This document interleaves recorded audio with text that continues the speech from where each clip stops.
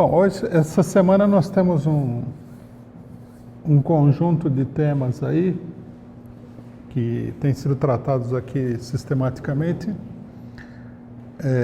e que chegaram a uma definição que é importante analisar para conferir, né, o andamento da nossa análise sobre a situação política.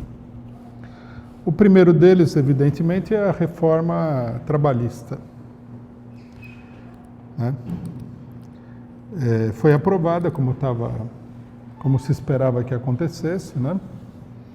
É uma exigência unânime de toda a classe capitalista que apoiou o golpe. Era um dos inúmeros objetivos do golpe de Estado e conforme nós assinalamos, esse é o primeiro raciocínio que eu queria apresentar aqui, né? A aprovação da reforma trabalhista mostrou a debilidade, a confusão, a desorientação da luta contra o golpe. E mostrou também o fato sobre o qual nós temos insistido contra a maioria das análises que tem aí, de que a classe operária se mantém numa situação de refluxo. Porque, como nós vimos, né, não há uma oposição organizada, sólida, contra os ataques do governo golpista. Isso é importante, eu enfatizo esse ponto, não é no sentido de criar um clima negativo, né? O que ocorre muitas vezes, principalmente com a política oportunista, que enfatiza a força do adversário e as debilidades do campo operário, do campo popular, para organizar uma capitulação diante da ofensiva dos inimigos. Não se trata disso, mas se trata sim de que nós precisamos ter uma avaliação realista da situação para poder definir uma política capaz de enfrentar o quadro negativo que nós estamos vivendo, né? Eu vi aí que vários setores falam que a greve geral foi sabotada, etc. e tal, mas a aprovação da reforma trabalhista pelos deputados e tudo mais mostrou que, na realidade, a classe operária não está preparada, não compreendeu ainda profundamente o sentido do que está acontecendo no país. Logicamente que as lideranças políticas não contribuem para que isso aconteça, mas a falta de reação é um sinal objetivo, sólido, daquilo que está acontecendo com a classe operária e do que é necessário fazer para organizar uma reação, né? Em grande medida aconteceu também o que nós temos apontado, né?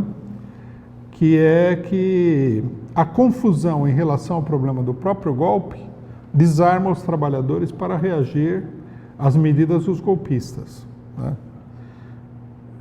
Num primeiro momento, vários setores queriam abandonar a ideia a denúncia do golpe e a luta contra o golpe para se concentrar no ajuste fiscal da Dilma.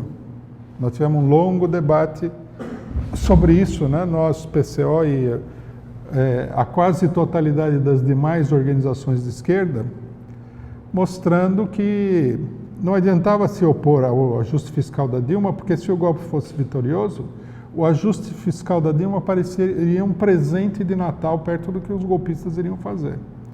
Então, quer dizer, seria tirar contra um alvo praticamente inexistente, né? Bom, agora nós já temos o ajuste fiscal, se nós podemos chamar assim, do Temer, que é uma coisa devastadora. Nós temos a terceirização e nós temos a reforma trabalhista.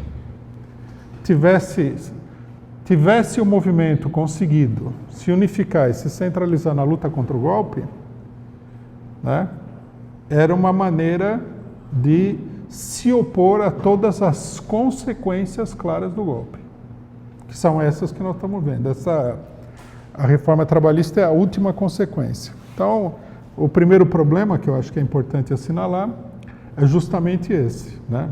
A desorientação política geral. Depois, em relação a essa desorientação, quando o governo sofreu o impeachment, uma parte da esquerda até agora não conseguiu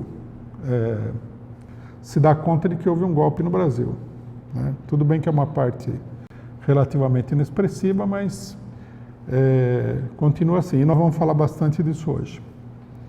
Uma outra parte achou que o golpe, bom, vamos esquecer que teve um golpe e bola para frente, né? É a famosa política do estamos perdendo de 5-0, bola para frente que ainda tem 5 minutos, quem sabe a gente vira o jogo. Não viraram o jogo, não foram para lugar nenhum, a bola não foi para frente, eles continuaram na retranca, o inimigo atacando, o placar, né, nessa altura do campeonato já está em 8-0. Então, essa foi a política das eleições diretas. A aprovação da reforma trabalhista, a questão do Temer, que é outra questão que nós vamos ver hoje, e a questão da condenação do Lula, impõe uma reavaliação do quadro político geral, né? Uma reorientação, porque até agora não deu em nada.